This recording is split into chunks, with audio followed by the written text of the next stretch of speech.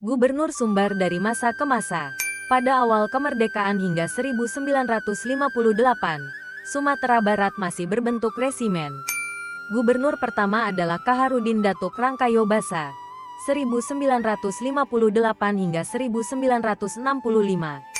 Gubernur kedua adalah Harun Al-Rashid Zain, 1966 hingga 1977. Gubernur ketiga adalah Aswar Anas, 1977 hingga 1987.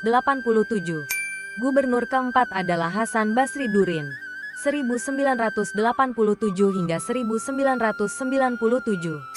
Gubernur kelima adalah Mukhlis Ibrahim, 1997 dan mengundurkan diri pada 1999.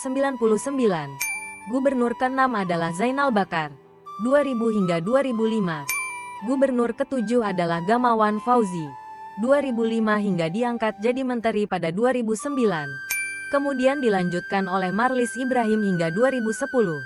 Gubernur ke-9 adalah Irwan Prayitno, 2010 hingga 2021.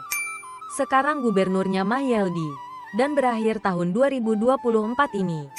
Lalu siapakah gubernur Sumbar berikutnya? Ada 3 kandidat kuat.